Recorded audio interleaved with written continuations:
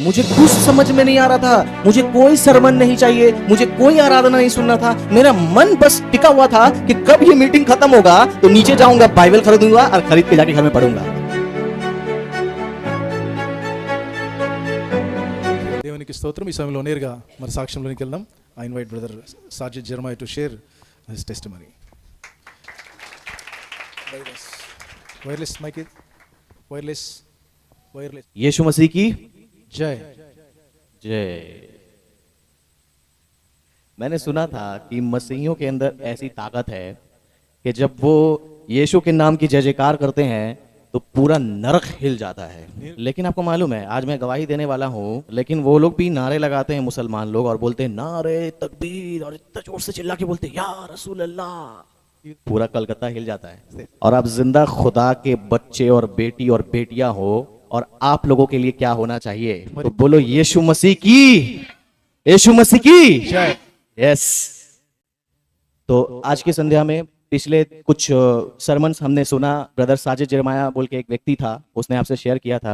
पता नहीं कहाँ कहाँ से आ जाते हैं साजिद बोल के लोग। तो मेरा जो जन्म मसीह में आना हुआ वो आज से ठीक 9 से 9.5 साल पहले मैं मसीह को जाना। मसीह को जानने से पहले जब हमारा इस्लाम में हमारा जो प्रैक्टिस था, 12 साल का उसका एज है, इसके उम्र में मैंने कुरान बिना देखे हाफिज कर चुका था। मैं बिना देखे कुरान मैंने पढ़ा था। जब उसके उम्र का था तब से शुरू किया था, और 12 साल के एज में कुरान हाफिज हो चुका था। आधा कुरान बिना देखे पढ़ना जानता था, क्योंकि उनमें एक मान्यता है कि कुरान को आपको याद करना, हदीस से याद हो या ना हो, कुरान बिना देखे आपको मेमोराइज होना चाहिए। वो मारते थे, पीटते थे, बेंते रखते थे। मदरसे में हाफिजी एकदम कठोर तरीके से अपने दीन को पढ़ाते थे, सिखाते थे। और जब मुझे बेतें लगती थी, यहाँ पर दाग, वहां पर दाग, पीठ में दाग, जब पापा को मम्मी को आके बोलता था, पापा मम्मी बोल रहा है जब तूने ही कुछ गलती किया होगा जाके ठीक कर। वो हाफिजी को नहीं डांटते थे। मुझे माफ कीजिए, जितने भी बाल बच्चे वाले माँ और बाप है, क्या आप अपने बच्चे को सच्चे खुदा की तालीम और सच्चा खुदा का कलाम इस तरीके से रीड करवाते हो? क्या होगा बाइबल पढ़ के, बाइबल को कॉलेज जा करके अच्छा एडुकेशन लेके क्या हो जाएगा? अच्छा से अगर वो एडुकेशन लेगा तो इंजीनियर बन जाएगा, डॉक्टर बन जाएगा, बहुत अच्छा सैलरी कमाएगा। क्या जरूरत है बाइबल सिखा के बाइबल कॉलेज जलाने का? कोई थोड़ी ना पास्टर बन जाएगा। मैंने पास्टर जी का गवाही बहुत ही छोटा में मैंने सुना कि ये पासबान होने से पहले इनका बहुत अच्छा जगह में पोस्ट था, बहुत अच्छा सैलरी था, देश विदेश में घूम सकते थे, अच्छे अच्छे खा सकते थे, अच्छा कमा सकते थे, बहुत बड़ा कुछ बना सकते थे। लेकिन उन्होंने सारी चीजों को त्याग कर, छोड़कर, सारी चीजों को, अपना एडुकेशन, माँ बाप ने जो पढ़ाया लिखाया, जो कुछ भी किया, छोड़कर खुदा की खिदमत कर रहे हैं। हम लोग खाली प्रभु को बोलते हैं प्रभु दो दो दो, हम क्या देते हैं प्रभु को?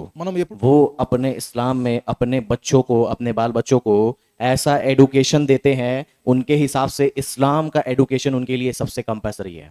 लेकिन यहाँ पर मसीही बाप माँ, उसके बच्चे बाइबल कितना पढ़ते हैं, कितना देखते हैं, रोज उसने बाइबल पढ़ा या उसके बाइबल को देखा कि नहीं, कुछ किया कि नहीं, वो नहीं देखते, वो खुद नहीं पढ़ रहे हैं। बचपन से कुरान मैंने ऐसे पढ़ने के बाद जब मैं धीरे धीरे 17 और 18 19 साल का हुआ, 5 वक्त की नमाज पढ़ना, महीने में वो सारे जो रमजान में रोजे होते हैं, 30 दिन का रोजा, रात को तहज्जुद की नमाज, और हर एक प्रकार की, वो सिर्फ हज को छोड़कर वो सारे रिचुअल्स, ज़कात, चैरिटी जो भी है, वो सब कुछ को हमने किया था। जब मेरे पूरे खानदान में कम से कम 15-16 परिवार है। मेरे पापा के 4 भाई 2 बहन है, और मेरे पापा के सारे भाई जो है इतने पेट तक लंबे लंबे दाढ़ियां हैं सबकी। और सारे बहनों, जो जितनी मेरी बहनें हैं, उनके स्किन का रंग आप आज भी नहीं देख पाओगे, वो इतना पूरा ढककर ब्लैक ब्लैक रहती हैं वो। ऐसे बैकग्राउंड में मैंने इस्लाम को सीखने के बाद जब जवानी में मैं नमाज पढ़ता, सब कुछ करता, लेकिन मेरे पापा का बहुत गुस्सा मिजाज था। उनको कभी भी लड़के की जरूरत नहीं थी, उनको लड़की की जरूरत थी, यानी कि जस्ट ऑपोजिट। क्योंकि उन्होंने अपने बाप यानी मेरे दादाजी से कोई प्यार नहीं पाया था। उनका ये थॉट था कि अगर मेरा भी बेटा होगा तो हम भी उसके साथ वैसा करेंगे, हमको प्यार नहीं मिला हम भी उसको प्यार नहीं देंगे। वो बचपन से मुझे मारते पीटते, मुझे बहुत जख्म देते, बगैर कपड़ों के मुझे मारकर घर से निकाल देते, बहुत दम ताड़नाएं करते 13 साल 14 साल की एज में। और मैं स्कूल में जब जाता तो मैं किसी से बात नहीं करता, मैं बहुत शर्मीला और बहुत ही डरपोक किस्म का हुआ करता था। बस सर में, मतलब बेंच में ऐसे करके सोया रहता। जब टीचर्स आए पढ़ाएं, उसके बाद जब वो चले गए या फिर टिफिन टाइम हुआ, कोई सब बच्चे खेल रहे हैं, मैं ऐसे सर झुकाकर बैग में अपना सब सोया हुआ हूँ। किसी के साथ खेलना नहीं, बात नहीं करना, कुछ नहीं करना, क्योंकि अंदर में इनसिक्योरिटी थी, शांति नहीं था। घर में झगड़ा लड़ाई, पापा से मारपीट सब कुछ होते थे, दोस्त कोई नहीं। कुछ बच्चों को, यानी कि उस स्कूल के कुछ बच्चों को मुझे वैसे सोया हुआ चुपचाप अकेला देखते हुए खुजली होती थी। वो कभी मुझे पानी का बैग पानी फेंक के मारते, कभी स्कूल का बैग फेंकते, कभी कोई कागज़ फेंकते, कभी कोई कचड़ा फेंकते, मुझे उठाने के लिए, मुझे गुस्सा दिलाने के लिए मुझे सताते रहते। लेकिन एक दिन मैंने बर्दाश्त करते करते करते, मुझे लड़ना पसंद नहीं था, डरपोक था मैं, कहीं नहीं उसको कुछ बोलूँ वो मुझे पिटाई कर दे, क्योंकि बचपन से मार खाते आया हूँ ना। ఎందుకంటే लेकिन एक दिन मैंने बर्दाश्त आदमी कब तक करता, एक बच्चे ने, यानी कि स्कूल के मेरे फ्रेंड ने, जब मेरे पर उस दिन मेरे पापा से मार खाया हुआ था, टिफिन टाइम में मेरे पर भारी सा बैग पटाख करके फेंक दिया मेरे पर। और मैंने सामने में जो ब्लैक बोर्ड के जो डस्टर होता है ना मिटाने वाला, उसको लिया और लेकर पटाख करके मारा, यहाँ पर फूल गया उसका। అట్లను मेरा गार्जियन कॉल हो गया। लो मेरी मम्मी पेरेंट्स थी, पापा को तो नहीं बुलाए, मम्मी थी, बोल के मम्मी चुपचाप कुछ नहीं बोली, सीधा साधा थी, कुछ नहीं बोली, छोड़ दी। लेकिन वही मेरा शुरुआत हो गया था। मैंने जान लिया था कि अब मुझे अपने बाप के गुस्से को उतारने का एक वजह मिल गया था कि मेरा पापा मुझे मारेगा, मैं अपना गुस्सा इन लोगों को मारकर निकालूंगा। तब मैंने ऐसे कुछ दोस्त बना लिए, कुछ ऐसे सीनियर स्कूल के स्टूडेंट्स बना लिए जिनका नाम था, जिनका बॉडी था, मेरे तरह पेट नहीं निकला था उसका, 6 पैक्स 7 पैक्स, बहुत सारे पैक्स पैकेट थे उनके। मैंने उनको कहा भाई मुझे थोड़ा लड़ना सिखाओगे क्या, स्कूल में पढ़ना नहीं बल्कि लड़ना सीख रहा था मैं। लेकिन हाँ, उससे पहले मेरे ग्रेड्स बहुत अच्छे थे, फर्स्ट एंड सेकंड आया करता था। लेकिन जब से मैं लड़ाई करना सीखा, तब से मेरे पास सिर्फ गोल गोल 03 04 010 ऐसा ऐसा समथिंग आने वाला लगा। वो मुझे लड़ाइयाँ कम सिखाते थे, वो मुझे पंचिंग बैग ज्यादा बनाते थे कि इसके ऊपर में हम लोग प्रैक्टिस करेंगे। हमको प्रैक्टिस करने के लिए सिर्फ मारते रहते हैं मेरे ऊपर। వాళ్ళు और मैं घटाया होता जाता, मार खा के एकदम पूरा एकदम घटाया जिसको बोलते हैं, वैसा हो गया था मैं। नी- साथ में इस्लाम का प्रैक्टिस भी चालू था। एक दिन ऐसा हुआ, किसी व्यक्ति ने, मेरे दोस्त ने मुझे दिया चुटकी, एक सुपारी होता है, चुटकी 1 रुपए में आता है, और बोला खा इसको, बहुत मजा आएगा। उसको मैंने शुरू किया चुटकी से, फिर धीरे धीरे बीड़ी से, फिर धीरे धीरे सिगरेट से, उसके बाद गांजा से, उसके बाद धीरे धीरे ऐसे बहुत सारे नशा मेरे अंदर डूब गया। सिर्फ चरस और कोकेन को छोड़कर मैंने सारे नशे को चेक कर लिए। जैसे कि मैंने आप लोगों को सुबह बताया था कि नशे का पदार्थ को हम लोग स्कूल के जो एकदम ग्राउंड में, जहाँ ग्राउंड होता है खेलने वाला, उसके पीछे वॉशरूम होते हैं, जेंट्स एंड लेडीज अलग होती है। तो जेंट्स वॉशरूम के पास में हमने दीवार को छेद करके नशे का सारा पदार्थ को वहां पर खजाने की तरह रखा था और ऊपर से ढक कर रख दिया था, क्योंकि ये हमारा टिफिन टाइम का टिफिन था। और उसके बाद वो हम लोग दोस्त मिलकर टिफिन टाइम में हम लोग वो करते, दूसरों बच्चों को भी बहकाते, आ जाओ सीनियर बनो, नशे करो, बड़े हो जाओगे, जवान हो जाओगे, नशे करो। सबको लाते थे, ग्रुप में जोड़ते थे। हमारा बड़ा ग्रुप हो गया, हमारा नाम हो गया स्कूल में, सीनियर्स भी हमसे अपनाने लगे। उसके बाद हमने कुछ किक बॉक्सिंग, कराटे, जगह जगह में मैं इन्वॉल्व हुआ, ढुका। मेरे हाथों में अभी भी निशान है, आप देख सकते हैं। भाई देख रहा है, आपको दिख रहा है? देखो तो, सबको कंफर्म करके बताओ। నా చేతుల్లో మరకలు కనబడతాయి మీకు ఇప్పటికి కూడా కనబడుతుందా అందరికి చెప్పు చూపించు तो ऐसे मेरा प्रैक्टिस होने लगा धीरे धीरे। अब जो है लाइफ जो है ना इतना गटर हो गया। एक चीज मैं आपको बोलूंगा, जब स्कूल से बाहर अब हमारा नशा जो है ना आउटसाइड यानी कि एरिया में भी अब होने लगा है। हमने ऐसे नशेड़ी दोस्तों को खोज लिया और उनके साथ में हम लोग एक मैदान पे नशे करते थे। उस मैदान का नाम था बालू मार्ट। उस मार्ट का नाम याद रखिएगा, बालू मार्ट, मत भूलिएगा, ये मार्ट बहुत इंपॉर्टेंट है। वहाँ बालू सीमेंट वगैरह गिरे रहते थे, दैट्स वाई वो बालू मार्ट था। అటని दिन सवेरे वहाँ बच्चे वहाँ पर फुटबॉल, क्रिकेट, ना जाने क्या क्या खेलते रहते थे, और रात को वहाँ पर पैक बनाते, दारू बनाते, रॉयल स्टैग, ऑफिसर चॉइस और जितने सारे चीजें हैं, सारे ब्रांड हमने वहां पर तैयार किया, ग्रुप बनाया, पीते।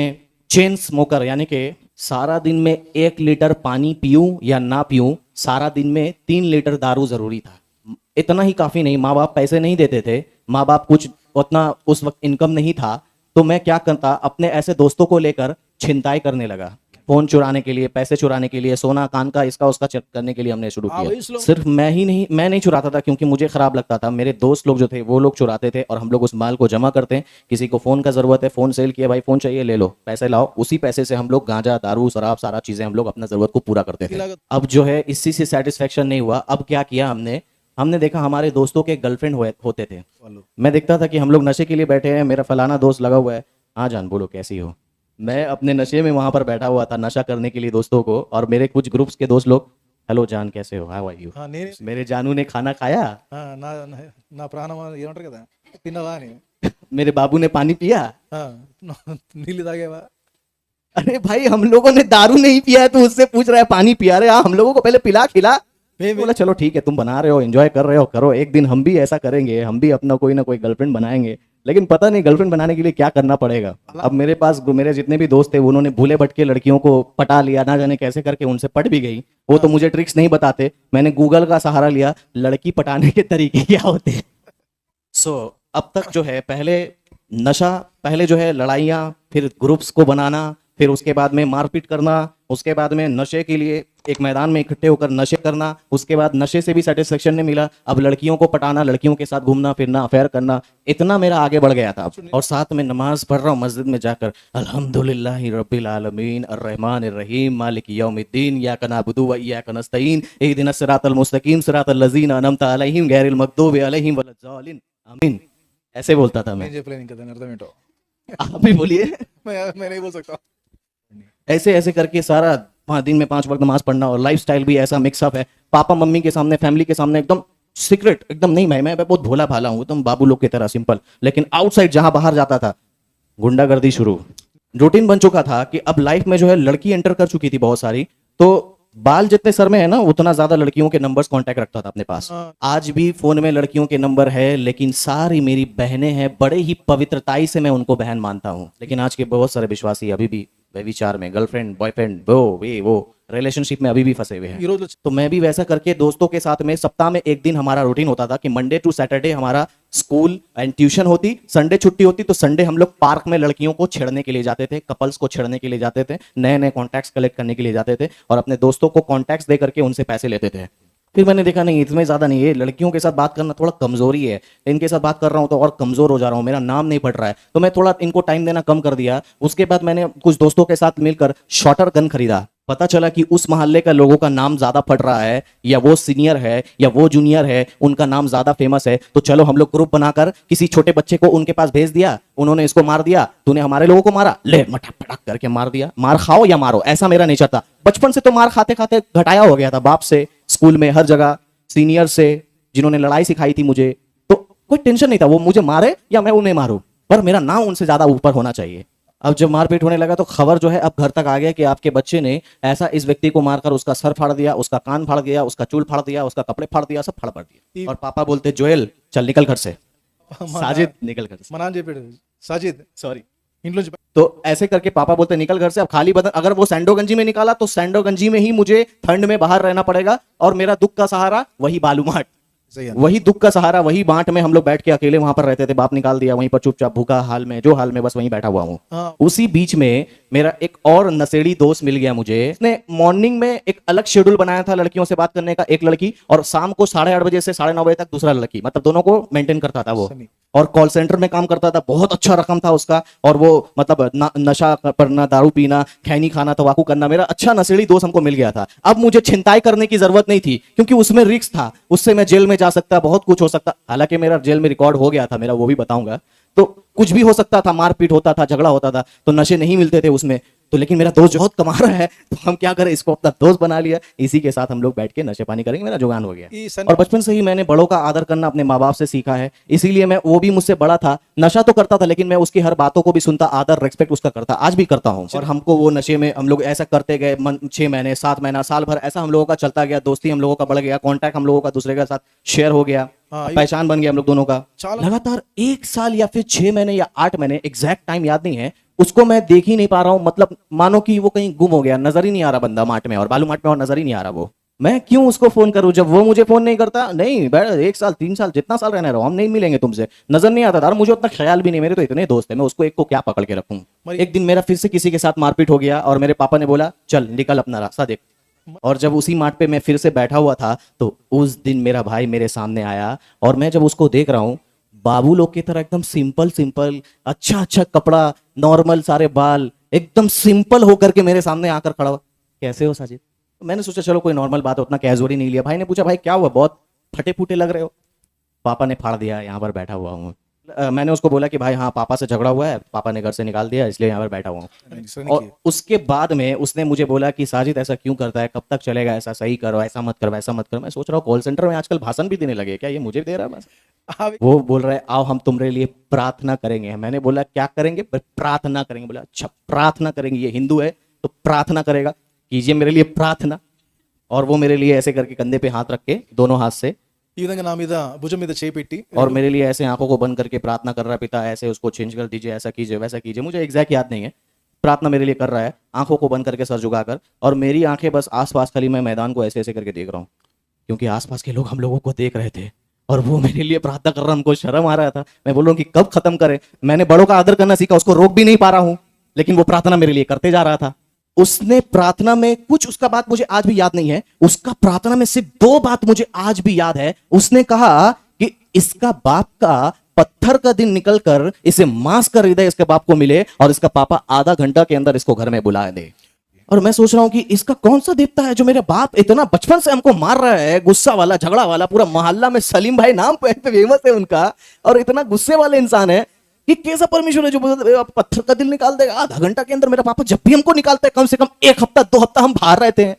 मैं बस खाली उसके मुंह के ऊपर तो नहीं हंसा, लेकिन अंदर से हंस रहा था। लेकिन उसने उस बात के साथ अपना प्रार्थना को जो खत्म किया, वो वर्ड मेरे मन में खटक करके लग गया। उसने कहा मैं प्रार्थना करता हूं यीशु के नाम से, आमीन। और जब बोला अरे ये हिंदू है, ये यीशु का नाम ले रहा है। मैंने बोला भाई आप यीशु मसीह का नाम से प्रार्थना की? यीशु का नाम से प्रार्थना, मसीह नहीं जानता था, यीशु के नाम से प्रार्थना की? बोला हाँ। बोला आप तो हिंदू है ना भाई? बोला नहीं, मैं मसीही हुआ हूं, मैं मसीह को जाना हूं, उसने मेरे जिंदगी बदल दिया है। मेरा सारा रिलेशन मैंने छोड़ दिया, सबको मैंने ब्रेकअप कर दिया, मैंने नशा छोड़ दिया, मैं चढ़ जाता हूं। मैंने उसको बोला भाई कॉन्ग्रेचुलेशंस, आपका रेंट का टेंशन खत्म, आपका बहुत पैसा आने वाला है, क्योंकि जो लोग अपना धर्म बदलते हैं उसको बहुत पैसा मिलता है। बोला भाई मेरा जिंदगी बदला, ऐसा कुछ नहीं है, जो वगैरह वगैरह भाषण देने के बाद फिर हमको समझाने लगा। बोलने के बाद वो क्या कर रहा है, बोला तुम भी यीशु को जानो। हम बोला अरे भाई नहीं नहीं नहीं नहीं, आप अपना यीशु अपने पास रखिए, मेरे लिए अल्लाह काफी है, मेरे लिए मोहम्मद साहब आखिरी पैगंबर है, मेरे लिए तमाम नबी जितने हैं 1,24,000 पैगंबर आए, अब्राहम, नूह, मूसा, एलिया, जितने नबी है, आखिरी नबी मोहम्मद साहब है। मुझे कन्वर्ट मत कीजिए, मेरा अल्लाह नाराज हो जाएगा, मैं जा रहा हूं। आप यीशु को माने हैं, आप खुद मुसलमान हैं, क्योंकि आपने जिसको माना है वो हमारे नबी है और उसके भी कोई खुदा है, हमारे कुरान में ऐसा लिखा है। उसने मुझे बोला भाई ऐसा कुछ नहीं है, मैं तुमको बाइबल देता हूं, ये पढ़ो, ये समझो। बोला भाई बाइबल क्यों दीजिएगा, मेरे लिए तो कुरान काफी है, क्योंकि बाइबल तो हमारे किताब में लिखा बदल गया है। हालांकि मैं आज भी ये दावे के साथ कहता हूं, हर एक मुसलमानों को मेरा चैलेंज है, पूरे ऑल ओवर वर्ल्ड में मेरा और हर एक क्रिश्चियन स्कॉलर्स का चैलेंज है कि वो कुरान और हदीस में से एक भी जगह दिखा दे जहां लिखा है कि ये बदल गया है, इसे नहीं पढ़नी है मसीहियों को। ऐसे बहुत सारे रेफरेंसेस है, ये प्रचार तो है नहीं, मैं गवाही दे रहा हूं, लेकिन सूरा मायदा आयत नंबर 47, सूरा इमरान आयत नंबर 3 और 4, सूरा यूनुस आयत नंबर 94, सूरा अल इमरान आयत नंबर 3 और 4, ऐसे भरे पड़े हैं रेफरेंसेस जहां पर अल्लाह ताला बोल रहे हैं कि ये बाइबल जो है अपने असल हालत में है, आप मसीहियों को इस किताब को पढ़ना चाहिए, आपका न्याय इस किताब के अकॉर्डिंग होगा, ना कि कुरान के अकॉर्डिंग। उसने मुझे बहुत बार बाइबल का बहुत सारा चीज दिया, फिर बहुत सारा वीडियोस दिया, बहुत सारी चीजें दी, और साथ में मुझे ना कुछ गॉस्पेल सॉन्ग 20-25 गॉस्पेल सॉन्ग मुझे दिए थी। तो मैं क्या किया ना, मैंने बोला कि ये मुझे दे रहा है, अगर मैं इसके फोन से वो गॉस्पेल सॉन्ग नहीं लूंगा, कहीं नहीं इसका यीशु नाराज हो जाए और मेरा पापा का दिल फिर से पत्थर का हो जाए और फिर से मुझे मारने वो लगे। मैंने बोला ठीक है दे दो, कौन सा मत तुम देखने जा रहे हो, मैं अपने फोन में ही रखूंगा भाई, मैं सुनूंगा थोड़ी ना, बस मैं अपने पास रखता हूँ। बस एक दिन ऐसा होता है, मैं अपने दोस्तों का बर्थडे भूल जाता, अपना जन्मदिन याद नहीं रहता, किसी गर्लफ्रेंड का बर्थडे भूल जाता, किसी ना किसी का बर्थडे भूलता, लेकिन मुझे 27 दिसंबर सलमान खान का बर्थडे हमेशा याद रहता। इतना बड़ा फैन था कि मैंने सलमान खान के हाथ में यहाँ पर निशान है, मैंने यहाँ पर निशान बना लिया काट के, यहाँ भी निशान है, यहाँ भी मैंने बना लिया था काट के, और पूरा एकदम मैं जिम विम करना, मैं मुझे भाई की तरह एकदम गाने सुन, मेरे फोन में सिर्फ और सिर्फ सलमान खान के हर एक एल्बम, हर एक सॉन्ग, उसका पूरा नाम, उसका फेवरेट कलर, उसका फेवरेट टॉयलेट, उसका फेवरेट वॉशरूम, उसका हर एक चीज मुझे मालूम था। घर में होम थिएटर में, टीवी में होम थिएटर था, तो उस वक्त सॉन्ग चल रही है और सलमान खान के सारे गाने आ रहे हैं। उसी बीच में आप सोचिएगा, जो भी म्यूजिक होता है तो म्यूजिक का एक प्लेलिस्ट बन जाता है, हर एक सिंगर्स का या हर एक एल्बम्स का एक प्लेलिस्ट बनता है। तो वैसे ही जो 10-15 सॉन्ग मेरे भाई ने दिया था गॉस्पेल सॉन्ग, उसका भी एक प्लेलिस्ट बना था, और वो प्लेलिस्ट मेरे सामने आया और मैं सलमान के सॉन्ग सुन रहा हूँ, अचानक मेरे सामने सॉन्ग आया, प्रभु का आनंद है मेरी ताकत। तो मैं क्या किया, रिमोट लेकर ये जो नेक्स्ट बटन होता है ना, नेक्स्ट नेक्स्ट नेक्स्ट नेक्स्ट करता गया, जितना जल्दी वो प्लेलिस्ट आगे बढ़ के जब सॉन्ग आया तेरा ही जलवा, हो ठीक है, क्योंकि मुझे वो सॉन्ग जरा भी नहीं सुनना था। अगर मैं उसको थोड़ा सा भी सुन लेता, मेरा अल्लाह नाराज हो जाता, मेरे नबी के ऊपर में कुछ बात हो जाता, कहीं ये कुफ्र हो जाता, कहीं ये शिर्क हो जाता, इसीलिए मैंने उसको नहीं सुनना गवारा किया, मैंने उसको स्किप करके आगे बढ़ाता गया और अपने बॉलीवुड सॉन्ग को सबसे पवित्र मानता था। बस ऐसे ही लाइव चलते चलते एक दिन मैं, हमारे यहाँ पर चांदनी चौक बोलकर कोलकाता में एक जगह है जहां पर बहुत सारे इलेक्ट्रॉनिक्स वगैरह सारे चीजें गैजेट्स मिलती है, उस जगह में मैं अपना फेवरेट चश्मा पहनकर, सनग्लास पहनकर मैं अपने गाड़ी से जा रहा था, और 4-5 लड़के मिल करके, मैं उनके जगह में खड़ा था, तो उन्होंने बोला गाड़ी यहाँ से हटा। मैंने उनको बोला चल बहन निकल, होश बर्दम में रहो। होश बर्दम मतलब कोलकाता का लैंग्वेज है। मतलब सावधान रहो, चल निकल। నేను ఇంకా और 4-5 लड़के मिलकर मुझे वही जगह में फाड़ दिया अच्छे से। और मैं जब वहां से निकलकर एक टर्निंग से जा रहा था, एक चीज सुनिएगा, ఒక విషయం जब వినండి. जब मेरे भाई ने मुझे मसीह का पैगाम दिया, गॉस्पेल सॉन्ग दिया, सब कुछ दिया, तो अचानक वो गायब हो गया, फिर से वो मुझसे मिलता नहीं था, फिर और नहीं मिला मुझसे वो। उस दिन जब मैं वो मार खाने के बाद फटा फुटा हालत, मेरा फेवरेट चश्मा का एक आंख भी टूट गया पूरा। जब मैं उस गली से जा रहा हूं तो सोच रहा हूं मने मन में, या अल्लाह मेरे लिए, मेरे साथ आपने क्या किया? आपने बुराई को जीतने दिया, अच्छाई को आपने मार खाने दिया, आपने मेरे साथ ऐसा किया। मैं अल्लाह को बोल रहा हूं, अल्लाह आज के बाद मैं आपकी कभी इबादत नहीं करूंगा, मैं आपको छोड़ दिया। मैंने सोचा कि अब मैं जब आगे बढ़ रहा था, मेरे मन में आया कि नहीं, इसमें तो गलती मेरी है, मैं ही तो उन्होंने अच्छी बात बोला था, मैंने उनके साथ गलत बात बोला, इसमें अल्लाह की क्या गलती है? अल्लाह मुझे माफ कीजिए, मुझसे गलती हो गई, मैं आपकी इबादत करूंगा। मुझे नहीं मालूम था कि जिस रास्ते से मैं जा रहा हूं उसी रास्ते में मेरा भाई एक नॉर्मल जो स्पा होती है, उस स्पा में वो क्लीनिंग का काम करता है। पढ़ा लिखा लड़का, अच्छा एजुकेशन लेने के बाद, पाप यानी कि संडे कंपलसरी है काम करना, लेकिन संडे चर्च होता है बोल के वो पढ़ाई लिखाई वाला काम छोड़ के क्लीनिंग कर रहा है मसीह के लिए। मुझसे उससे उसी दिन वहां पर उस रास्ते में भेंट हुआ, मुलाकात हुआ। सॉरी, वो मुझे हमेशा बोलता है कि चर्च में आओ, लेकिन कभी उसकी बात को नहीं सुनता। 2-3 बार उसके बाद खत्म कर दिया, गायब हो गया, मिलता नहीं। उस दिन भी उससे मेरा मुलाकात हुआ और मैं नशे में भी था, नशा मेरा चालू था, सारा नशा मेरा वैसे ही है, जैसा का वैसे ही है। और उस दिन मेरे सामने आकर वो एक ही बात बोल रहा है, क्या हुआ साजिद, बहुत फटे हुए लग रहे हो। हाँ. मैं सोचता हूँ कि जब भी मैं फटा हुआ लगता हूँ ये मुझसे क्यों मिलता है भाई, सामने क्यों आ जाता है ये मेरा। నేను मैंने बोला भाई थोड़ा पंगा हो गया था कहीं पर, ऐसा ऐसा। बोला साजिद तुम क्यों ऐसा कर रहे हो, मुझे समझा रहे, बोल रहे। हम बोला भाई आज संडे है। बोला हाँ, मैं चर्च जाऊंगा आज। उसने बोला हाँ चर्च आओ, तुम्हारे लिए चर्च का दरवाजा खुला है। मैंने बोला कि भाई चर्च जाने से पहले मैं थोड़ा नापाक हूं, थोड़ा पाक साफ हो जाऊं। जैसे इस्लाम में मैंने देखा है कि भाई गुस्ल की 3 फर्ज है, वजू करना है, सब कुछ कर, उसके बाद पाक साफ हो जाऊं तब मैं चर्च जाऊंगा। उसने मुझे बोला भाई तुम्हारा जिस्म पाक हो या ना हो, तुम्हारा अंदर पाक होना चाहिए, तुम आ सकते हो, जिस्म से कोई मतलब नहीं है, तुम आ जाना। और मैं उसकी बात को नहीं सुना, फिर भी मैंने क्या किया, अपना नहा धोकर फ्रेश होकर एकदम संडे को इवनिंग में 6 से 8 चर्च होता है, 5 बजे सनी भाई ने मुझे बोला बालू मार्ट के सामने खड़े रहना। तो मने मन में सोच रहा था कि अब मैं चर्च जाऊंगा, वहां पर बड़े से क्रॉस होगा, मरियम होगी, यीशु होगा, इतना बड़ा कपड़ा पहना हुआ एक फादर होगा। मैंने देखा था अमर अकबर एंथोनी अमिताभ बच्चन का, वहां पर जैसे फादर होते हैं जैसे करते हैं, वहां मैं जाऊंगा। मैं अंदर से ये सोच रहा हूँ कि अब मुझे ये सब दिखेगा।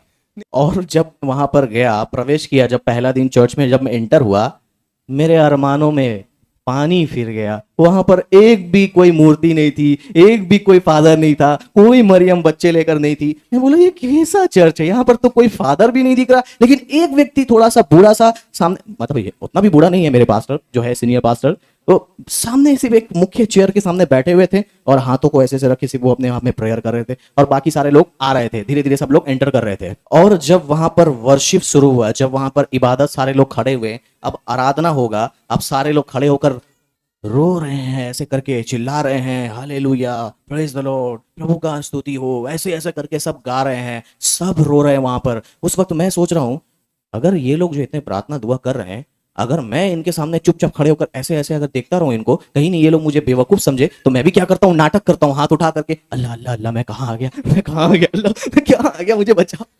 उसी दौरान जब सॉन्ग 1 2 3 4 सॉन्ग होने के बाद जब वो एटमॉस्फेयर जब बन गया, ओहो सुनिए, जब आप आराधना करते हो, आप मूर्ति की नहीं, कोई देवता की नहीं, कोई ऐसे पैगंबर पीर की नहीं, जिंदा खुदा की आराधना कर रहे होते हो। और जब आप आराधना करते हो तो आपका परमेश्वर स्वर्ग में नहीं, इसी जगह मौजूद हो जाता है। हालेलुया. अरे मेरे भाइयों, मेरे बहनों, आप सोचो, जब उस दौरान आराधना हो रहा था, अभी ये कितना बड़ा पुलपिट लकड़ी है, ठीक है, अभी मान के चलिए छोटा सा बच्चा, तुम ही सामने बैठते हो, तुमको ही लेता हूं मैं, मान के चलिए इसके सर के ऊपर मैं अगर इसको रख दूं, अच्छा से इज्जत से रख दूं, तो फिर कितना तुमको हल्का लगेगा या भारी लगेगा? भारी लगेगा। जब जिंदा परमेश्वर का हुजूरी वहां पर मौजूद हुआ, तो मुझे मेरे अंदर का भारीपन, पाप का बोझ, गुनाहों का बोझ, नशे का बोझ, लड़कीबाजी बेबिचार का बोझ, गाली देने का बोझ, वो तमाम बोझ को मैं देख रहा हूं कि मेरे ऊपर बहुत बड़ा बोझ है, क्योंकि जिंदा परमेश्वर वहां पर मौजूद है। मैं कुछ गीत नहीं गा रहा था, कुछ मुझे नहीं समझ में आया, चुपचाप मैं वहां पर खड़ा हूं। प्रेजेंस ऑफ द लॉर्ड जो आया, मैं देखा कि अरे कुछ तो यहां पर हो रहा है। वो प्रेजेंस को मैं एंजॉय करता हुआ, ये देखिए, ये हैंकी है, ठीक है, ये कितना हल्का है, देखिए हिल रहा है, कितना आराम से मेरे हाथों में गोल गोल घूर रहा है, हिल रहा है। చూడండి एक छोटा बच्चा भी इसका वेट उठा सकता है, इतना ये हल्का है। वैसे आराधना में मैं अपने आप में हल्का महसूस कर रहा था खुद को। आराधना खत्म हो गया, वचन मैंने समझा नहीं, कुछ नहीं हुआ। उसके बाद में सब खत्म हो गया, बस अब सब जाने वाले थे। अब उसी वक्त मेरे भाई सनी ने बोला, आओ मैं कुछ मसीही भाइयों से तुम्हें मिलाता हूं। उस भाई ने जब मुझे मिलाया मसीहियों को, एक बात ध्यान से सुनिए, मैं मसीहियों को हर चर्च में जहां भी मैं गवाही देता हूं ये बात बोलता हूं कि इस पार्ट को ध्यान से सुनिए। దయచేసి उसने जब मुझसे मिलाया अपने विश्वासी दोस्तों से, वो मुझे बोल रहे, प्रेज द लॉर्ड साजिद भाई कैसे हो? वो मुझे गले लगा रहे हैं, वो मुझे ऐसा इज्जत दे रहे हैं कि मानो मैं कोई बहुत बड़ा वीआईपी पर्सन उनके सामने हूँ। मेरे जगत के दोस्त मुझे चपट मारा करते थे, घूंसे मारा करते थे, लाते मारा करते थे, गाली दिया करते थे। ये मुझे आप जनाब, आइए जाइए खाइए ऐसे कर करके मुझसे आप सब करके बात कर रहा है। మా వాళ్ళు वो मसीहियों का प्यार मुझे भा गया। मैंने सनी भाई ने मुझे जब वापस जाने के टाइम बोला, साजिद अगले सप्ताह आओगे? मैंने बोला भाई आप नहीं भी बुलाओगे तब भी मैं आऊंगा चर्च में, क्योंकि मुझे मसीहियों का प्यार अच्छा लगा। హల్లెలూయా आज चर्चेस में ये चीज मिसिंग है कि जब नया कोई विश्वासी आता है तो वो तो शर्म से आपको नहीं बात कर रहा होगा, लेकिन आपको 3-4 ग्रुप बनाकर उससे पूछना चाहिए, भाई कैसे हो, तुम्हारे लिए कोई प्रार्थना करना है, कहां से आए हो, प्रेज द लॉर्ड, हाथ मिलाओ, प्यार करो, अपना प्यार दो उसको।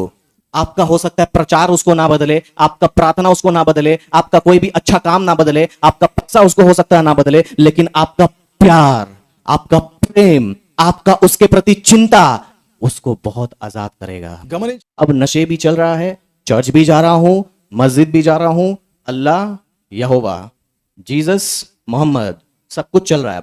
उसके बाद में जब मैं चर्चेस में जाने लगा, सरमन सुनने लगा, मूसा, अब्राहम, ये सब चर्च में सुनने के बाद हमारा प्रत्येक साल में 1 मई को बाइबल सोसाइटी ऑफ इंडिया की तरफ से हमारा पार्क स्ट्रीट, कोलकाता में पार्क स्ट्रीट नाम का एक जगह है, पार्क स्ट्रीट में असेंबली ऑफ गॉड चर्च यानी एजी चर्च में मे डे का एक कॉन्फ्रेंस होता है कि 1 डे विद द बाइबल, यानी कि एक बहुत बड़ा कॉन्फ्रेंस होता है जहां पर 10,000, 5,000, 7,000, बहुत बड़ा ऑडिटोरियम है, वहां पर भीड़ होती है, सब लोग आते हैं। उसमें मेरे भाई ने मुझे बोला कि भाई तुम्हें उस कॉन्फ्रेंस में चलना है। अब ध्यान से सुनिए, జాగ్రత్త వినండి अब उस दिन मैं जब वहां जाऊंगा, अब जब एंटर करूंगा पार्क स्ट्रीट में सुबह 10 से 11 बजे, जब मैं वहां जा रहा हूं सीढ़ी में, अब उसका सीढ़ी में चढ़ रहा हूं, तो अचानक मैंने देखा कि नीचे में, मतलब सीढ़ी के नीचे में हॉल के सामने कुछ लोग स्टॉल लगाकर बाइबल को सेल कर रहे थे।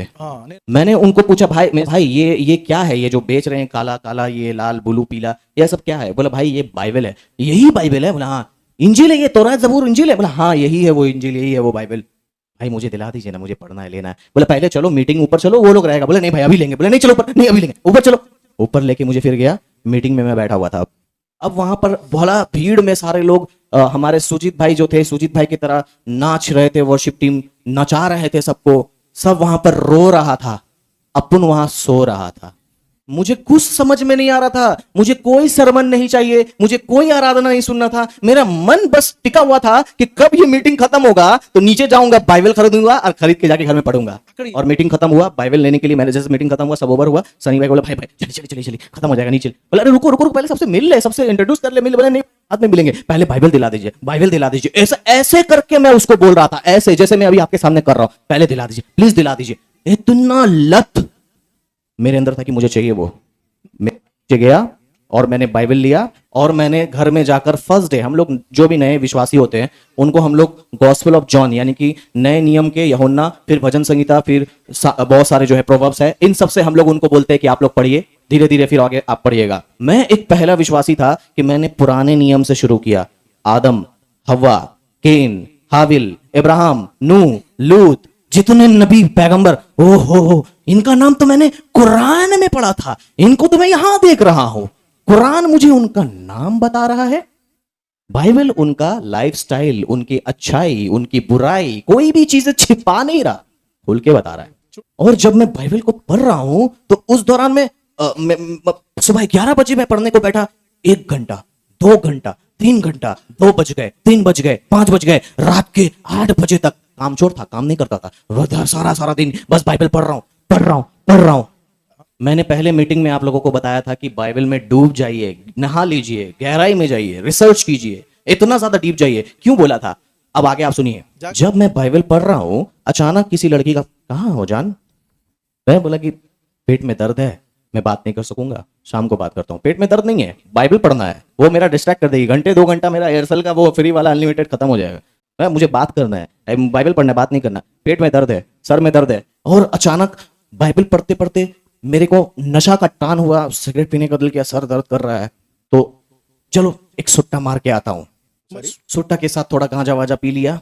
उसके बाद जब बाइबल के पास आया, ओ खुदा मैंने क्या कर दिया, नापाकी हालत में मैं इसको कैसे पढ़ूं, कैसे छूं, कल नशा नहीं करूंगा। और उसके बाद धीरे धीरे धीरे धीरे मैं और भी कभी नशा करने को चला जाता। कभी कोई दोस्त बोल रहा है फोन करके, तो आज यहाँ जा, मैं बहाना कर, नहीं नहीं नहीं मुझे कुछ काम है, मेरा पेट दर्द है, मेरा तबीयत ठीक नहीं है, मेरा कुछ नहीं है। वो लोग मुझे घर में देखने को देख रहे, हट्टा कट्टा एकदम सही सलामत है, क्या बोल रहा है बेटा, तबीयत खराब है तो ठीक लग रहा है। और वो लेकर जाते, खींच करके बालू मार्ट में ले जाकर फिर से वही दारू वारू पिला करके पूरे नशे में पूरा हैंगओवर कर देते मुझे। हाँ, मलिक और मैं घर में आकर फूट फूट कर रोता कि हे मेरे परमेश्वर, हे मेरे खुदा, मैंने क्या कर दिया। मुझे तो आज लूत का वाक्य पढ़ना था, मुझे तो आज हनोक का वाक्य पढ़ना था, मुझे तो आज उस पैगंबर का वो चैप्टर में कंप्लीट करना था। अभी मैं ड्रिंक किया हुआ हूं, मैं इसको कैसे छूं? क्योंकि कुरान को मैं तो नापाकी हालत में नहीं छू सकता था। वैसे ही मैं भी सोचता था कि बाइबल भी तो पाक किताब है, तो मैं इसको कैसे करके ऐसे छू सकता हूं।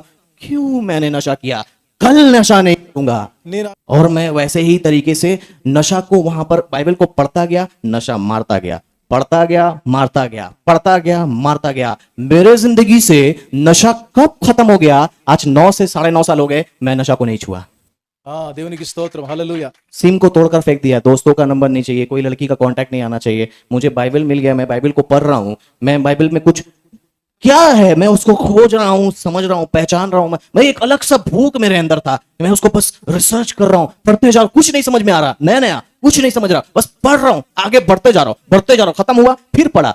बिना बैप्टिज्म का न्यू टेस्टामेंट मैंने अनकाउंटेबल टाइम उस वक्त पढ़ा था। उस वक्त जब मैं बाइबल को पढ़ रहा हूं और जब मेरा तुम माइंडसेट बदल गया, सब कुछ चेंज हो गया, थॉट वॉट पूरा तुम खत्म हो गया, मेरे अंदर से नशा चला गया, गलत संगति चली गई। ये सब कुछ सिर्फ और सिर्फ बाइबल पढ़ने की वजह से हुआ। और क्यों हुआ? क्योंकि यूहन्ना रसूल की इंजील उसका 17वां बाब उसकी 17वीं आयत में ऐसा लिखा है कि सत्य के द्वारा इन्हें पवित्र कर, और आगे लिखा है तेरा वचन ही सत्य है। हालेलुया। मुझे कोई नशा छुड़ाओ केंद्र जाने की जरूरत नहीं पड़ी, मुझे किसी पास्टर से मेरे लिए नशा छुड़ा दीजिए, नशा छुड़ा दीजिए। आज बिलीवर्स लोग भी अटके हुए हैं, बॉन्डेज में हूं, कुछ कराने की जरूरत नहीं पड़ी।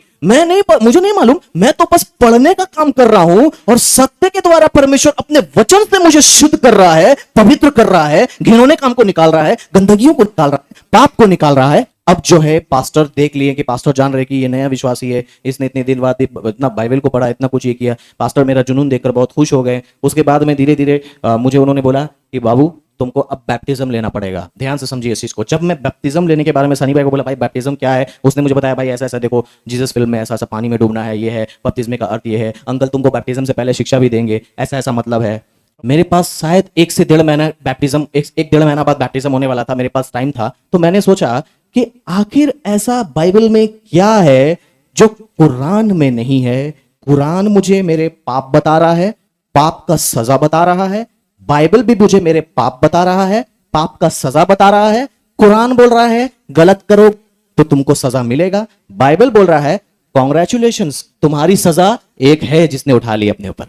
अब जो है मैंने क्या किया कि इससे पहले मैं बैप्टिज्म लूं, मेरे जिंदगी में इस किताब ने बहुत उपकार किए, बहुत एहसान किए। आज भी मैं उसका सारा जिंदगी, सारे पास्टर्स, आप लोग सब लोग मिलकर भी उसका एहसान नहीं चुका सकते। वो किताब ऐसा है। मैंने सोचा कि इसने मेरे लिए इतना कुछ किया, एक काम करता हूं, मैं फिर से कुरान और हदीस सही तरीके से पढ़ता हूं और जानता हूं कि आखिर इनकी हिस्ट्री क्या है। तब मैंने पैगंबर Mohammad, history of Islam, Quran, हदीस, Bible, Jesus Christ, history of Bible, Roman Catholic, Protestant, Jehovah witness, seventh day Adventist, सिया, सुन्नी, बरेलवी, मजावर, जितने सारे ग्रुप्स, यहां ग्रुप्स वहां ग्रुप्स, दोनों को मैंने कंपेयर करके देखा। इनके मान्यताएं, इनकी हिस्ट्री, इनके सारी चीजें जानने के बाद में, देखने के बाद में मैंने सब देखा कि सब ठीक है, सब सही है। लेकिन मेरे लिए सिर्फ एक चीज महत्वपूर्ण था, इन सब में जीसस सुपीरियर वन निकले मेरे लिए। हालेलुया। तब मैंने क्या किया, धीरे धीरे बस मैंने पास्टर को बोला जी मैं बैप्टिज्म लूंगा। सच्चाई से, दिल की गहराई से दरियाफ्त करने के बाद, सच को जानने के बाद मैंने बैप्टिज्म लिया। धीरे धीरे मैंने फिर से अपना रिसर्च शुरू किया। जिस दिन मेरा बैप्टिज्म होने वाला था उस दिन मेरे सर, जिसको मैं बहुत रेस्पेक्ट करता हूं, आज तक मैं उससे नहीं मिला लेकिन मैं विश्वास के साथ उससे मिल चुका हूं। उस दिन मेरे उस सर का डेथ हुआ था, उनका नाम था नबील कुरैशी। नबील कुरैशी यूएसए में मैरीलैंड में से थे, वो भी एक्स मुस्लिम थे, वो फॉर्मर, बहुत ही उनका बड़ा मिनिस्ट्री था, किसी कारण आज वो खुदावन में सो गए हैं, लेकिन उन्होंने अपने पीछे बहुत सारे नबील कुरैशी को छोड़ दिया है। और उसके बाद में मेरे दोस्त ने मुझे बोला, भाई आज तुमने बैप्टिज्म लिया है, आज नबील कुरैशी का डेथ हुआ है। मैंने बोला भाई नबील कुरैशी कौन है? बोला उनकी किताबों को पढ़ो, तुम बहुत एक्सपीरियंस करोगे, बहुत कुछ सीखने पाओगे। तब मैंने उनकी किताबें सीकिंग अल्लाह, फाइंडिंग जीसस, ऐसे बहुत सारी किताबें, उनके ट्रिनिटी, तौहीद, इन सारे किताबों को पीडीएफ फॉर्म में डाउनलोड करके पढ़ा। और उस वक्त हमारे चर्च में प्रभु भोज महीने में 2 बार होता था, तो उस दिन वो महीने का अंत था, खत्म हो गया था, नेक्स्ट प्रभु भोज का इंतजार था। और जब पहला प्रभु भोज मैं लेने वाला था, तो उस दिन मेरे साथ क्या हुआ? मसीही जिंदगी में कुछ भी आपके और मेरे साथ होता है तो वो कोइंसिडेंस नहीं होता, हर एक चीजों का परमेश्वर का कोई ना कोई योजना होता है। जिस दिन मैंने पहला प्रभु भोज लिया, उस दिन नबील कुरैशी सर का बर्थडे था। मैं बोला कुछ तो बात है, मैंने और उनको रिसर्च किया, उनके डिबेट्स देखे। जब उनके डिबेट्स देखे तो मुझे वहां से रवि जकरियास मिले, David Wood, Christian Prince, Sam Shamoun, ऐसे बहुत सारे इंटरनेशनल सारे डिबेटर्स मुझे मिले जो इस्लाम एंड क्रिश्चियनिटी को लेकर डिबेट्स करते हैं और सिखाते हैं। धीरे धीरे मैंने इन सारे डिबेट्स पर ध्यान देने लगा, मेरे अंदर मेरे कौम के लोगों के प्रति बोझ आने लगा कि मैं मुसलमानों को मसीह के बारे में बताऊंगा, मेरे जिंदगी में जो हुआ है मैं उनको बताऊंगा। मैंने अपना एडुकेशन को और बढ़ाया, मैंने बाइबल को तोड़ तोड़ कर पढ़ा, पूरे हिस्ट्री को, उसके dot, original language, Hebrew, Greek, यूनानी, हर एक तरीके से, थियोलॉजिकली, डिविनिटी ऑफ क्राइस्ट, हर एक चीजों को मैंने दरियाफ्त करके पढ़ा बाइबल को, और सेम कुरान को भी। धीरे धीरे परमेश्वर ने फिर बहुत सारे मौलवी, मौलाना, मुफ्ती, जिनके पेट के लंबे लंबे दाढ़ी, बहुत गोरे गारे, हट्टे कट्टे, अच्छे खासा पैसा कौड़ी, बहुत अच्छा पर्सनैलिटी है, उनके साथ बैठाकर बाइबल एंड कुरान के साथ सवाल जवाब करने में बैठाया मुझे। उसके बाद मैं मस्जिदों में, मज़ारों में, कोई उनके घर में, उनके प्लेसेस में अपने 2-3 डरपोक दोस्तों को लेकर मैं उनको जाकर बाइबल का, इंजील का, जीसस का पैगाम देता। उनके सवाल कि यीशु मसीह कहाँ खुदा है, उसने कहाँ कहा कि मैं खुदा हूं, मेरी इबादत करो, बाइबल बदल गया, कॉन्ट्रडिक्ट हो गया, साइंटिफिकली एरर्स, बहुत सारी चीजें, वो सब उसको मैंने आंसर देना धीरे धीरे शुरू किया। Friendly debate, table talk. बहुत से लोगों ने गाली दी, बहुत से लोगों ने पीठ पीछे मुझे देख करके जमीन में थूक कर चले जाते थे। मैं बोलता था भाई जमीन में क्यों थूक रहे हो, कम से कम मेरे मुंह पे तो थूको कि यीशु मसीह के मुंह में थूका गया तो मैं उसके तरह तो बन सकता। मैंने धीरे धीरे, मेरा खत्म हो गया टेस्टिमनी, అయిపోయింది, నా సాక్ష్యం ముగించబడింది। उसके बाद धीरे धीरे जब मैंने उनके साथ बातचीत किया, धीरे धीरे मेरा और भी जो मेरे पापा को, मम्मी को, सबको पता लगा, वो लोग धीरे धीरे विरोध किए। फिर साल भर में उनकी भी जिंदगी में मिरेकल हुआ, उन्होंने मुझे अपने आंखों के सामने दुष्ट आत्माएं निकालते हुए देखा। इस जगह में चाटे मैंने खाए थे, उसी मम्मी और पापा दोनों की जिंदगी में वो दुष्ट आत्मा प्रकट हुआ, बहुत मिरेकल हुआ, उन्होंने भी देखा, उनको भी ईमान आया, लेकिन they are still secret believers but they believe in Jesus. Hallelujah. उसके बाद डिबेट करते करते, लोगों को मसीह के बारे में बताते बताते, ऐसा एक दिन हुआ कि खुद मैं कि उसको मैं सोया हुआ नहीं कह सकता, मैं गई हुआ था, लेकिन मैं दर्शन में ऐसा देखा कि कोई मुझे जेरेमाया बोल रहा है। धीरे धीरे उसके बाद में परमेश्वर, जब मुझे लगा कि जेरेमाया, मेरे मन में जेरेमाया क्यों आ रहा, हो सकता है परमेश्वर मुझे जेरेमाया पढ़ने को कह रहे हैं। मैं जेरेमाया को खोल के पढ़ रहा हूँ। मैंने आज सुबह आपको कहा था, याद है कि परमेश्वर ने मुझे रेमा वर्ड दिया था, भजन संहिता 113 का 7 और 8 बोला था ना, जहां पर ऐसा लिखा था कि परमेश्वर कंगाल को मिट्टी पर से उठाता और दरिद्र को कूड़े के ढेर से उठाकर ऊंचा करता है और उनको प्रधानों के संग, अर्थात अपने प्रजा के प्रधानों के संग बैठाए। तो ये वचन से मैं प्रार्थना कर रहा था, लेकिन जब मैंने जेरेमाया पूरा चैप्टर को पढ़ा तो मुझे उसमें से कोई रेमा वर्ड नहीं मिला। मैं रेमा वर्ड का प्यासा हमेशा रहता हूं। रेमा वर्ड यानी कि आपके जिंदगी, आपके परिस्थिति, आपके हालात, आपके जिंदगी में जो कुछ चल रहा है उसी के अनुसार बाइबल की आयत मैं खोजता गया। जेरेमाया में मुझे कहीं नहीं मिला। तब मैंने जेरेमाया वर्ड का क्या मतलब है, इस नाम का क्या मतलब है, मैंने उसको जब देखा तो उसका मतलब था परमेश्वर उठाता है। भजन संहिता में परमेश्वर ने 3 साल पहले मुझे वर्ड दिया था कि परमेश्वर मिट्टी से उठाता है। जेरेमाया का मतलब उठाता है। इसीलिए मैंने सोचा कि जब मुझे कोई जेरेमाया बोल रहा है, मैंने दर्शन में अपने आप को दाढ़ी में देखा, तो तब मैंने क्या किया, मैंने अपना नाम साजिद जेरेमाया दे दिया। कोई पास्टर, कोई प्रीचर, कोई किसी ने नहीं, बल्कि परमेश्वर ने दर्शन में स्वयं मेरे इस नाम को जब दिया, जब मैंने इस नाम से लोगों को बताने लगा, जब आप मुझे साजिद जेरेमाया बोलते हो, मेरे पर अभिषेक आता रहता है। आप घोषणा कर रहे हो कि परमेश्वर उठाता है। जब आप बोल रहे हो साजिद जेरेमाया, मैं उठ रहा हूं। गमनि जिस साजिद को कोई दोस्त नहीं पूछता था, मॉर्निंग में मैंने बताया, जिस साजिद को कोई दोस्त नहीं पूछता था, कोई ऐसे अपने सगे नहीं पूछते थे, जिसका कोई नाम नहीं था, जो अपना नाम फटाने के लिए ग्रुप को लेकर लड़ाई झगड़े करता था, वही साजिद का नाम अगर आप यूट्यूब पे सर्च करके साजिद जेरेमाया खाली लिख दो, सबसे पहले मेरा ही नाम आएगा, मेरा ही चैनल आएगा। हालेलुया। और उसमें सबसे पहले आपको मेरी हिंदी में गवाही जो हियर एंड सी मिनिस्ट्री में लखनऊ में शूट हुई थी वो मिलेगी। देन वहां पर मेरा इस्लाम का सारा बातें जो मैंने एक्सपोज किया है बहुत ही मीठे अल्फाज में, वो सारे वीडियोस मिलेंगे। చూడు. एक आयत बोलकर हम लोग खड़े हो जाएंगे। నేను एक आयत ఒక వచనం है। చూడండి, ఈ వచనము मैंने बैप्टिज्म से पहले पाया था, ये भी आपको सुनिए सुनिए, परमेश्वर मेरी बात को गवाह है। मैं आपको बेवकूफ बना सकता हूं लेकिन मेरे परमेश्वर को बेवकूफ नहीं बना सकता। यहां आकर कोई बनाया हुआ मैंने चीजें नहीं बोला। प्रभु में बैप्टिज्म लेने से पहले खुदा ने मुझे जेरेमाया 29 वर्स 12 एंड 13 दिया था। पढ़िए क्या लिखा वहां पर, गमनिंच. तब उस समय तुम मुझको पुकारोगे మీరు నాకు మొర్రపెట్టుదురు। और आकर मुझसे प्रार्थना करोगे 12వ వచనం और मैं तुम्हारी सुनूंगा। आयत 13 में लिखा, क्योंकि तुम मुझे ढूंढोगे और पाओगे भी। मैंने खुदा को कुरान में, बाइबल में, हिस्ट्री में, हर जगह मैंने ढूंढा, खोजा, पाया भी। आयत के अनुसार तुम मुझे ढूंढोगे और पाओगे भी, क्योंकि तुम अपने संपूर्ण मन से मेरे पास आओगे। आज आपकी जिंदगी में परिस्थितियां इसीलिए इस तरीके से है क्योंकि आप संपूर्ण मन से यहोवा के पास नहीं आए। ఎందుకు सुबह हमने प्रचार सुना था ना कि वो यीशु मसीह ने कहा कि जो कोई इस व्यभिचारी पीढ़ी के सामने मेरा इनकार करेगा, जहां पर पार्क में जाइए सारे लोग खुल कर गर्लफ्रेंड बॉयफ्रेंड व्यभिचार कर रहे हैं, बगल से कोई बुजुर्ग जा रहा है, कोई मां जा रहा है, कोई अगर उसको देख रहा है तो उसको शर्म नहीं आ रहा, वो लगे पड़े हैं, उनको खुलेआम व्यभिचार करना है। वो छिप कर नहीं कर रहे, खुलेआम कर रहे, लेकिन तुम यीशु का नाम छिप कर ले रहे हो। कहाँ गए थे जी? ओ जी पार्टी हुआ था, ओ जी एक फंक्शन था, ओ जी ईसाइयों का मीटिंग था, वहां पर गए थे जी। वो थोड़ा चावल मिलता है, थोड़ा खाने को मिलता है, थोड़ा पास्टर देख लेते हैं, प्रार्थना हो जाता है, आशीष मिलता है।